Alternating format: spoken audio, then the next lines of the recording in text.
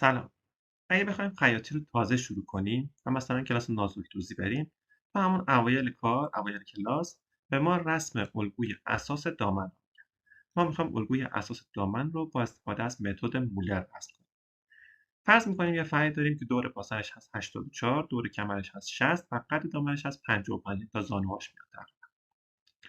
میایم اولین کاری که میکنیم میایم 84 دور باسن رو تقسیم بر 2 میکنیم، میشه 42 و از یک نقطه صفر به اندازه 42 سانت میریم جلو به سمت چپ.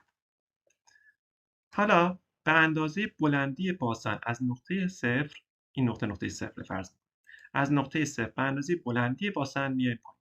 بلندی باسن در خانم ها بین 20 تا 22 سانت.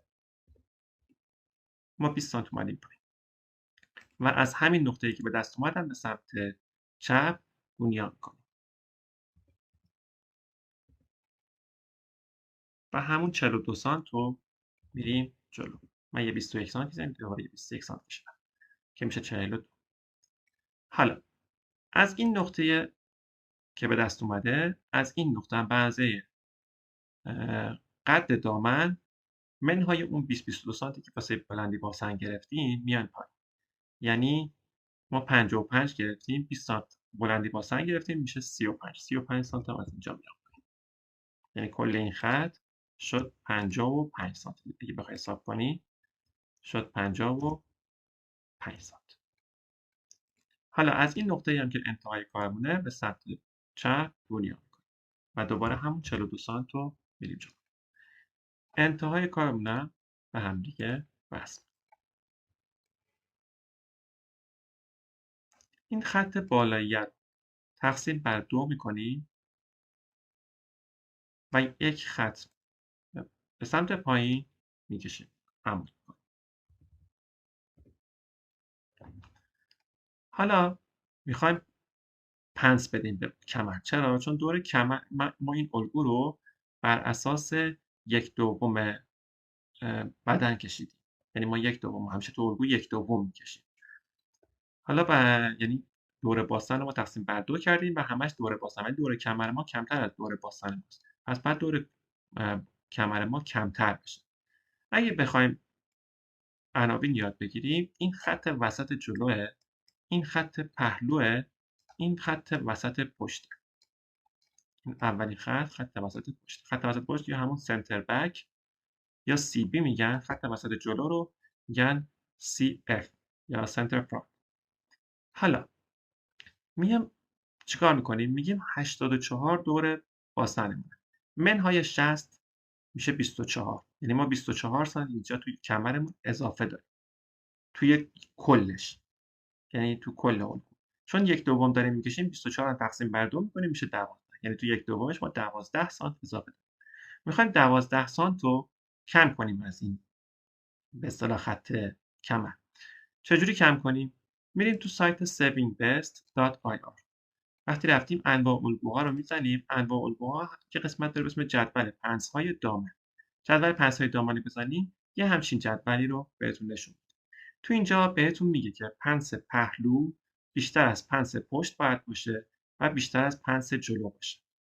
یعنی مقداری که داریم بهشون میدیم، به پنس ها میدیم، باید این قانون روش رعایت بشه.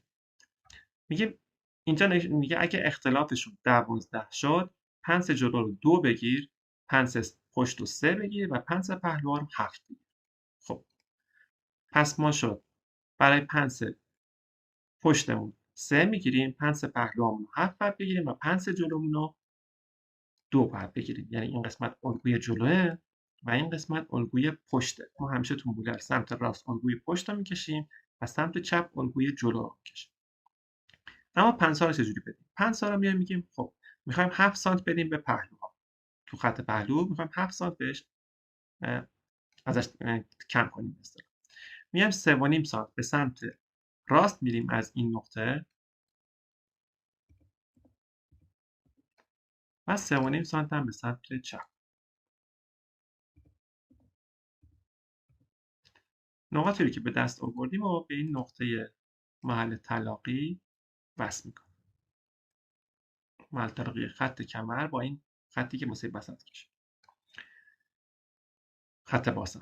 حالا در واقع خط باسم با این خط که 20 باسم کشیدیم. حالا میایم این خط رو از این نقطه تا این نقطه رو که من رنگش رو عوض کنم تا مشخص بشه.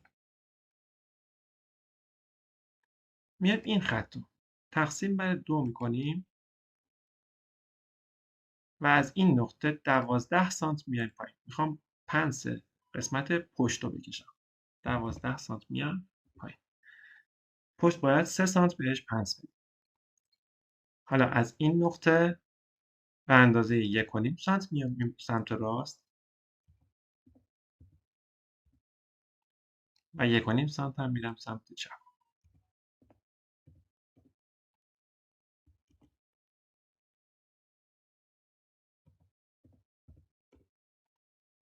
نقاطی که به دست اومده رو به این 12 سانتی که اومدیم پایین وصل میکنم. این میشه پنس پشتم. تو قسمت جلو میایم از این نقطه به اندازه 8.5 سانت میریم جلو. از این نقطه به اندازه 8.5 سانت میریم جلو.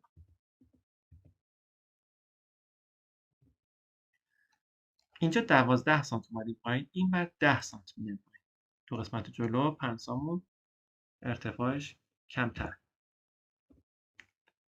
حالا از این نقطه‌ای که اینجا داریم میخوایم 2 سانت بهش پنس بدیم. 1 سانت میایم این بر،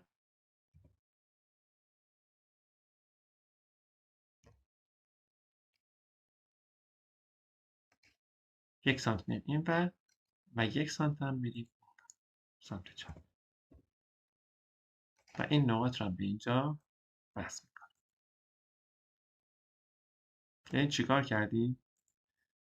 یه 2 سانت و یه 7 سانت و یه 3 سانت ما کم کردیم. یعنی ما دور کمرمون رو با پنس هایی که گرفتیم کردیمش 60. ببین الان این قسمت و این قسمت و این قسمت و این قسمت میشه سیک، چون 1/2 و میشه 60 سانت دور کمر کلی. حالا چیزی که مونده این پنسه رو که تو پهلوها گرفتیم به اندازه 1.5 سانت ادامه میدیمش. 1.5 سانت میایم بیرون و وصلش میکنیم به این خط رو ادامه دادیم. 1.5 سانت اومدیم بالا و این کار رو واسه این برم انجام میدیم.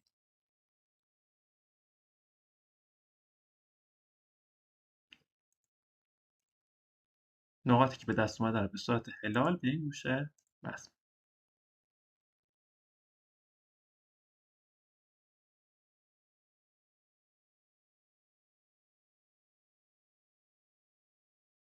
تموم شد. این الگوی اساس دامن به روش مولر بود.